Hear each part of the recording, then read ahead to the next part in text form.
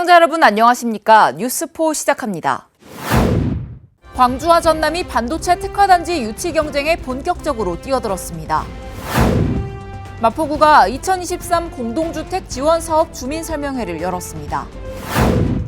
2023 횡성군 인구정책 맞춤형 가이드북이 제작됐습니다. 전국에 산불 위기경보 경계가 발령될 정도로 상황이 심각합니다. 무등산 케이블카 설치를 두고 의견이 대립되고 있습니다. 정부가 6일 일제 강제동원 피해자들에 대한 배상 방안을 발표했습니다. 일본 기업이 아닌 국내 재단이 배상금을 지급하는 내용이 담겼는데 피해자들은 외교의 치욕이라며 배상안 철회를 요구하고 나섰습니다. 정부가 발표한 강제동원 피해 배상안의 핵심은 제3자 변제입니다. 행정안전부 산하 강제동원 피해자 지원재단이 한일 청구권 협정 당시 수해를 입은 국내 기업들로부터 자금을 받아 이를 피해자들에게 배상하는 방식입니다. 2018년 대법원의 3건의 확정 판결 원고분들께 판결금 및 지연이자를 지급할 예정입니다. 쟁점인 일본제철, 미쓰비시 중공업 등 전범기업의 배상 참여와 일본 정부의 직접적인 사과는 끝내 포함되지 않았습니다. 피해자들은 대한민국 외교의 치욕이라며 즉각 반발하고 나섰습니다. 지금 대통령 어느 나라 대통령이요?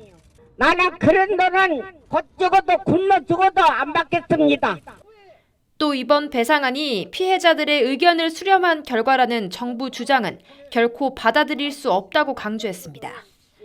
민간협의회나 공개토론뿐만 아니라 그동안 그 피해자들의 접촉이나 만남 과정도 지극히 부실할 뿐만 아니라 사실은 요식적으로 만났었고 또 만나는 과정에서 피해자들이 누차 일관되게 입장을 밝혔음에도 불구하고 그것을 완전히 묵살한 채 특히 양국 경제단체를 통해 이른바 미래청년기금을 조성하는 방안의 경우 2012년 한 차례 협상 테이블에 올랐다 퇴짜 맞은 내용이라며 비판의 목소리를 높였습니다. 한마디로 이 구상은 미쓰비시가 일본 경제단체 연합회로 얼굴을 바꿔 10년 전 테이블에 올린 흰 나무를 다시 꺼내놓은 것이나 마찬가지다. 시민단체 측은 매주 토요일 집중 집회를 열겠다는 계획이어서 정부가 발표한 배상안을 둘러싼 갈등은 더욱 격화할 것으로 보입니다. 광주와 전남이 반도체 특화단지 유치 경쟁에 본격적으로 뛰어들었습니다. 서울과 제주를 제외하고 사실상 전국 대부분 지자체가 유치 경쟁에 나선 가운데 광주 전남은 친환경과 지역균형 발전 등을 강점으로 내세우고 있습니다. 광주 북구와 광산구, 장성군을 포함해 모두 360만 제곱미터 규모로 조성되고 있는 첨단 3지구입니다. 국가 AI 데이터 센터가 올해 말부터 운영을 시작하고 주변에는 광주과기원, 한국광기술원 등 연구기관과 삼성전자, 엠코테크놀로지 코리아 등 기업들도 밀집해 있습니다. 광주와 전남은 정부에서 추진하는 반도체 특화단지를 이곳 첨단 3지구에 유치하기 위해 팔을 걷어붙였습니다.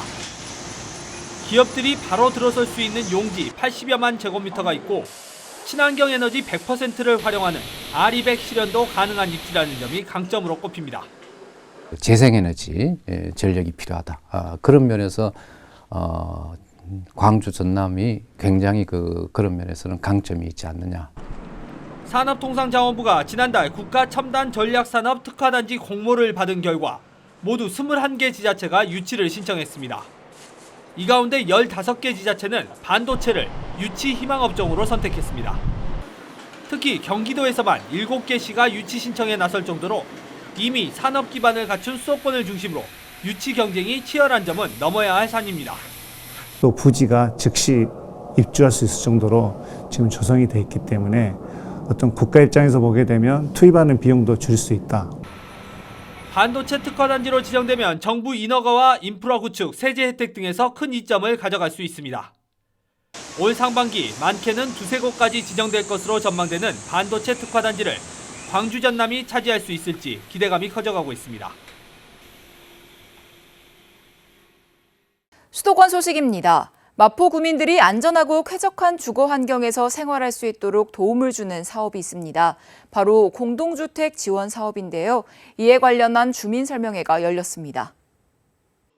지난 7일 시청각실에서 2023 공동주택 지원 사업 주민 설명회가 열렸습니다. 설명회는 관내 공동주택 입주자 대표 회장 및 관리사무소장 등 100여 명이 참석한 가운데 진행됐으며 공동주택 지원 사업에 대한 안내와 신청 방법 및 절차 관련 내용이 오갔습니다.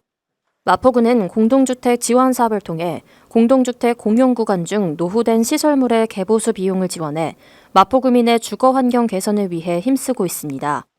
이번 설명회는 공동주택 공용구간 중 노후된 시설물의 개보수 비용을 지원하여 공동주택의 입주민이자 우리 마포 구민들이 안전하고 쾌적한 주거 환경에서 생활하는 데 도움을 드릴 수 있도록 마련되었습니다. 우리 마포 구민들의 주거 행태를 보면 공동주택에서 살고 있는 비율이 약 70%가 넘는 만큼 이번 지원 사업은 주민들의 삶의 질 향상에 큰 도움이 될 수 있을 것이라고 생각합니다. 앞으로도 마포 구민들의 주거질 향상을 위해 노력하는 마포구가 되길 바랍니다. 마포의 맛집, 명소부터 주요 정책, 사업까지 구의 다양한 소식을 전하는 마포구 SNS 서포터스가 선발됐습니다. 이에 따른 위촉식도 진행됐습니다. 지난 8일 중회의실에서 마포구 SNS 서포터스 위촉식이 개최됐습니다. 위촉식은 박강수 마포구청장과 관련 공무원, 그리고 선발된 서포터스 20명이 참석한 가운데 진행됐습니다.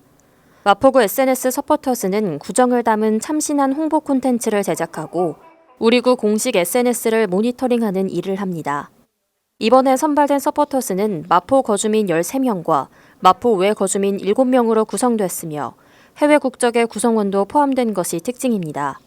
SNS는 이제 우리 생활 속에 깊숙이 자리 잡고 있습니다.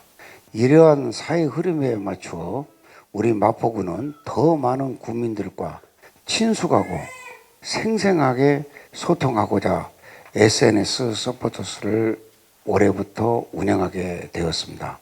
서포터스로 이촉된 여러분 한 분 한 분은 바로 마포의 온라인 홍보대사입니다. 앞으로 마포구 SNS 서포터스들의 활발한 활동을 통해 구정 홍보뿐 아니라 시민들의 구정 참여 기회가 확대되길 바랍니다. 광역시 소식입니다. 대구시가 뇌질환 진단치료 기업인 엘비스와 업무 협약을 체결했습니다. 대구시와 대구디지털혁신진흥원 DIP, 미국 실리콘밸리에 위치한 디지털 뇌질환 진단치료 기업인 엘비스가 6일 업무 협약을 체결했습니다. 엘비스는 다수의 뇌 관련 국제 특허, 의료 데이터, 신기술을 독점적으로 보유하고 있는 기업으로 인공지능 기반 디지털 헬스케어 분야에서 두각을 나타내고 있습니다. 협약을 통해 DIP에서는 기관이 보유한 시설 등을 지원하고 엘비스는 회사가 가지고 있는 연구개발 성과물을 활용한 과제 기획 제공 및 대구지사를 설립합니다. 2023년 대구 경북 통합방위회의가 3년 만에 대면으로 진행됐습니다. 코로나19로 인해 비대면 영상회의로 열렸던 대구 경북 통합방위회의가 지난 7일 대구 엑스코에서 3년 만에 대면으로 진행됐습니다. 이번 회의에서는 한반도의 긴장과 대립 상황이 지속적으로 이어지고 있는 가운데 러시아의 우크라이나 침공 등 국내외 안보 위협 상황에 대한 정보 공유를 통해 대응 방안을 점검했습니다. 또 대형 화재 발생에 대한 통합 대응, 비상시 전력 지원, 사이버 테러 대응 등을 토의하고 민관 군경이 협업해 다양한 비상 상황에 대한 대응 체계를 갖추도록 했습니다. 홍준표 대구시장은 대내외적으로 엄중한 안보 상황 속에서 철저한 사전 대비와 점검이 우선돼야 하며 실전과 같은 훈련을 통해 안보 태세를 확고히 구축해야 한다고 강조했습니다. 계속해서 강원도 소식입니다. 장애인 전용 주차구역에서 주차 위반 및 방해 행위 민원이 끊이지 않고 있는 가운데 평창구는 장애인 전용 주차구역 불법 주차 근절을 위한 홍보에 나섭니다. 장애인 전용 주차구역은 보행장애인의 이동 편의를 위해 설치 운영되고 있으며 장애인 주차 가능 표지를 부착하고 보행장애인이 탑승한 경우에만 주차할 수 있습니다. 장애인 전용 주차구역 위반 시 불법 주차 10만 원, 물건 적치 등 주차 방해 행위 50만 원, 장애인 전용 주차구역 표지 부당 사용 시 200만 원의 과태료가 부과됩니다. 장애인 전용 주차구역 불법 주차 신고는 안전신문고 앱을 통해 접수할 수 있습니다. 앱으로 촬영한 사진은 촬영 일시가 자동으로 표기되고 위조 및 변조 방지 기능이 탑재돼 있어 촬영한 다음 날까지 불법 주차 신고가 가능합니다. 군은 2022년 앱을 통해 신고된 450여 건의 위반 사항에 대해 과태료 부과와 계도 활동을 완료했으며 앞으로도 올바른 주차 문화가 정착되도록 지속적으로 홍보 단속을 추진할 예정입니다. 출생에서 노년까지 생애주기별 지원 사업을 한눈에 볼 수 있는 2023 횡성군 인구정책 맞춤형 가이드북이 제작됐습니다.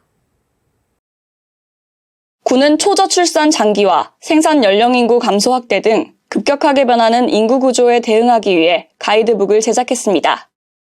가이드북은 군민 체감도가 높은 시책을 임신, 출산, 영유아, 아동 청소년, 청년 중장년, 어르신 전입 분야 등 6대 분야 100개 사업으로 정리했으며 군민이 쉽게 활용할 수 있도록 읍면 행정복지센터, 도서관, 버스터미널 등 다중이용시설에 비치할 예정입니다. 또한 군 홈페이지에서도 쉽게 자료를 열람할 수 있습니다. 이어서 충청도 소식입니다. 방치된 미호강 둔치를 유채꽃밭으로 탈바꿈하기 위해 충북도가 유채씨를 파종했습니다. 이는 레이크파크 르네상스 조기 정착을 위한 첫 사업으로 미호강 생태를 보전하고 도민에게 볼거리와 휴식 공간을 제공하기 위해 추진됐습니다. 이를 위해 지난 2월 하천 점용 허가를 받았고 관계기관의 협조하에 들풀 제거와 파종 등 모든 작업을 완료했습니다. 유채 씨앗이 정상적으로 발화된다면 5월에 개화해 화사한 봄을 만끽할 수 있을 것으로 기대됩니다. 충북도가 추진하는 출산 육아 수당이 5월부터 지급됩니다. 이에 따라 2023년 1월 1일 이후 태어난 도내 출생아는 총 1,000만 원을 지원받게 됩니다. 출생 연도에 따라 2023년도 출생아의 경우 올해 300만 원, 1세 100만 원, 2세에서 4세 각 200만 원씩 매년 지원합니다. 2024년도 출생아부터는 1세 100만 원, 2세에서 5세 각 200만 원, 6세 100만 원을 매년 지원합니다. 충북도는 앞으로도 지역의 출산율 제고와 인구위기 대응에 총력을 다하겠다고 밝혔습니다. 충북도 동물위생시험소가 고병원성 조류인플루엔자 발생 위험성을 고려해 특별 방역대책 기간을 3월까지 한 달 연장하기로 했습니다. 이에 따라 시험소는 가금 출하 전 검사와 AI 검사 증명서 유효기간 기준을 3월까지 유지합니다. 또한 도내 가금 농가와 전통시장 가금 판매소 등에 대한 검사를 정기적으로 실시할 계획입니다. 도 관계자는 축산농가에서는 긴장을 늦추지 말고 방역조치 준수사항을 이행해달라고 당부했습니다. 계속해서 경상도 소식입니다. 경북도가 지방시대 청년공무원 아이디어 벤처 발대식을 진행했습니다. 경북도가 전국 최초로 지방시대 청년공무원 아이디어 벤처 조직을 출범시키기로 하고 모집한 결과 21개 팀의 76명의 청년 공무원이 모였습니다. 이들의 평균 나이는 33.3세로 참신한 아이디어를 정책에 반영해 직접 실행해 볼 수 있다는 점이 젊은 층에게 많은 관심과 참여를 이끌어냈습니다. 아이디어 벤처팀은 문화관광, 과학기술, 경제, 농업, 복지, 저출생, 지역사회 등을 주제로 분야별 다양하게 접수됐습니다. 이날 발대식은 우리도 할 수 있다라는 슬로건 아래 자유로운 분위기 속에서 진행됐으며 이철우 경북도지사와 참가팀이 소통하는 시간도 가졌습니다. 경북도가 고향사랑기부제 활성화를 위해 경상북도 고향사랑 청년홍보단 발대식을 개최했습니다. 고향사랑 청년홍보단은 SNS, 콘텐츠 제작, 마케팅, 프로그램 개발 등 다양한 분야에서 재능이 넘치는 청년 전문가로 구성됐습니다. 청년홍보단은 경북사랑 1013 캠페인을 전개할 계획이며 모든 활동은 재능 기부로 이뤄집니다. 홍보단은 수도권 청년들의 기부 참여 확산을 위해 수도권 기업 종사자를 대상으로 홍보할 예정입니다. 이날 발대식은 홍보단 위촉장 수여, 분야별 대표 자기소개 및 홍보 계획 발표, 기념 촬영 순으로 진행됐습니다. 이철우 경북도지사는 지방 소멸에 대응하고 지역 경제 활성화를 위해 시행된 고향사랑 기부제가 정착되기 위해서는 제도 홍보가 무엇보다 중요하다고 강조했습니다. 포항시가 구룡포에서 삼삼하게 놀자 구룡이라는 관광 프로그램을 운영합니다. 다양한 체험과 공연 등이 가득한 축제의장으로 구룡포를 방문하는 상충객들의 발길을 사로잡고 있습니다. 포항시는 우리 지역 대표 관광지 구룡포 관광 활성화를 위해 지난 3일부터 체험, 전시, 공연 프로그램 삼삼하게 놀자 구룡을 개최하고 있습니다. 행사는 이번 달 26일까지 매주 금, 토, 일요일 일본인 가옥거리와 아라 예술촌 일원에서 진행됩니다. 이곳에서는 다채로운 체험과 공연, 전시 프로그램 등을 만나볼 수 있습니다. 삼삼하게 놀자 구룡에는 해양 광장을 주제로 한 볼거리와 즐길거리가 가득합니다. 이를 통해 구룡포 바다 경관을 한눈에 담을 수 있는 조망 거점으로서 관광객들의 만족도를 높이고 있습니다. 포항시는 이번 행사를 기점으로 구룡포 특화 관광 프로그램을 더욱 적극적으로 발굴할 예정입니다. 광주 전남 소식 전해드립니다. 광주의 한 대단지 아파트가 토지 소유주와 재개발 조합 간의 토지 보상 갈등으로 준공 허가를 받지 못하고 있습니다. 구청까지 중재에 나섰지만 접점을 찾지 못했는데요. 주민들의 재산권과 안전이 위협받고 있습니다. 아파트 주변 도로가 울타리로 막혀 있습니다. 6차선이어야 할 도로는 4차선만 이용이 가능하고 인도도 뚝 끊겼습니다. 이 재개발 조합 아파트는 지난해 가을 임시 사용 승인을 받고 입주를 시작했지만 준공 허가를 받지 못하고 있습니다. 등기도 나지 않아 입주민들은 저리로 대환 대출을 받을 수 없어 재산권 행사에 제약을 받고 있습니다. 디딤돌 되면은 좋은데 디딤돌이 안 되잖아요. 등기가 안 쳐지면. 디딤돌 하면 뭐 1점 몇 프로대 막 쓰고 그러는데 그게 안 되니까 사람들이 좀 말이 많더라고요. 안전사고 위험도 높습니다. 근데 주변에 이제 그게 지금 아파트 자체에서 그것만 안 됐으니까 등기도 안 나왔고 그래서 사신 분들이 불편하죠 지금. 이런 불편은 조합과 토지 소유주 간 토지 보상 가격을 둘러싼 갈등 때문에 벌어진 일입니다. 보다 못한 광주 북구가 나서 개청 이래 처음으로 분쟁조정위원회까지 열었지만 접점을 찾지 못하고 있습니다. 토지 소유주는 지난 2007년 전 소유주와 맺은 약정서와 광주 북구의 중재대로 현재 시세를 기준으로 감정평가를 실시해 현금 보상을 이행하라는 주장입니다. 지금 분쟁 조정위원회에서 정하는 이건 감정을 받아야 뭐 금액이 나올 것 아니까 감정을 받자는 어떤 내용이지 전혀 감정한 수가에 대해서 그대로 우리는 수용을 하겠다. 그러나 조합 측은 현 시세대로는 보상할 수 없다며 사업 인가 전인 2016년 시세대로 지급하겠다고 맞서고 있습니다. 우리는 토지보상법에 의해서 감정평가를 하자. 이제 그러다 보니까 그 가격 차이가 많이 나본 거죠, 이제. 평가를 아직 안 해봤지만은. 북구가 조합 측에 분쟁조정위원회 안을 최종안으로 통보한 가운데 조정이 결렬돼 본격적인 소송전이 벌어진다면 입주민의 재산권 행사는 언제쯤 가능할지 가늠할 수 없습니다. 건조한 날씨 탓에 요즘 전국 곳곳에서 크고 작은 산불이 이어지면서 전국에 산불 위기경보 경계가 발령될 정도로 비상인데요. 산불은 사람들의 부주의로 발생 경우가 많지만 실화자 검거율은 매우 낮고 처벌 수준도 약해 산불을 막기에는 부족하다는 지적이 제기됩니다. 산등성이 곳곳에서 하얀 연기가 피어오르고 능선에서는 시뻘건 불길이 솟아오릅니다. 순천에서 난 이 산불은 축구장 66개 넓이인 47만 제곱미터를 태우고 21시간 만에야 꺼졌습니다. 최근 건조한 날씨와 강풍으로 광주 전남에서는 산불 32건이 발생했고 화재 원인으로는 쓰레기와 부산물 소각이 13건으로 가장 많았습니다. 지난해 같은 시기에 비하면 10건이 증가해서 55헥타의 산림이 피해를 입었습니다. 주민 부주의로 산불 발생 원인이 대부분인 것으로 나타났습니다.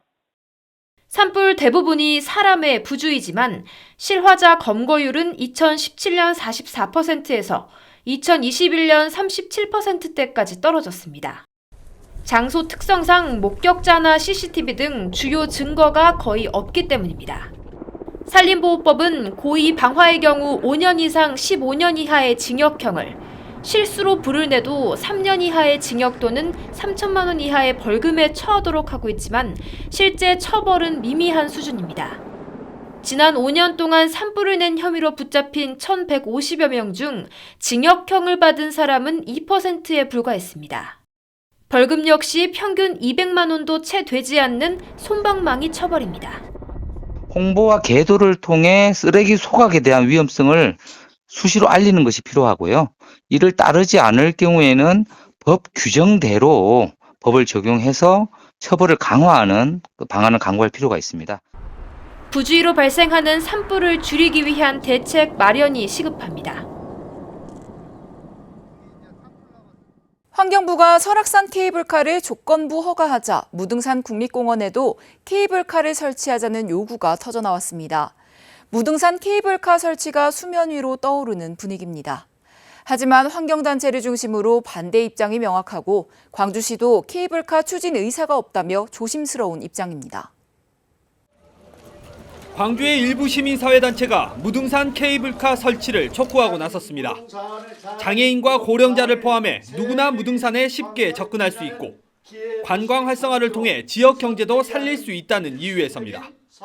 논란이 되는 환경 문제는 친환경 공법을 이용해 자연 훼손을 최소화하면 된다고 설명합니다. 모두가 누릴 수 있는 일석삼조의 무등산 자연환경 보존 케이블카 설치가 절실히 필요할 때이다. 하지만 환경단체를 중심으로 반대 여론이 거셉니다. 지난 3일 무등산에서 열린 국립공원 기념행사에서는 설악산 케이블카를 반대하는 항의 시위가 벌어지기도 했습니다. 특히 케이블카를 설치할 것도 마땅치 않고 지금보다 무등산 정상에 더 많은 탐방객이 몰릴 경우 정상부 훼손 문제도 우려됩니다. 정상 부위에 너무 많은 사람들이 올라가게 돼서 그 자체가 사실은 굉장히 정상 부위를 훼손하는 그 우려가 크고요. 광주시는 아직까지 케이블카 추진을 검토한 적이 없다며 조심스러운 입장입니다. 수면 위로 떠오르기 시작한 무등산 케이블카 논란이 지역사회의 갈등과 분열을 키울 수 있다는 우려도 나오고 있습니다. 여수시 거북선 축제, 여수시가 시민이 행복한 양성평등 도시 여수 구현을 위한 여성 친화도시 현판식을 가졌습니다. 앞서 여수시는 지난해 말 여성가족부로부터 양성평등 성과와 계획의 지속 가능성을 인정받아 2023년부터 2027년까지 5년간 여성 친화도시로 지정됐습니다. 이에 따라 여수시는 시 특성을 반영한 양성평등 정책을 추진하고 직원들의 실무 능력을 강화해 나갈 방침입니다. 전남도 해양수산과학원은 지난 9일 구례 섬진강 동방천에서 어린 연어 50만 마리를 방류했습니다.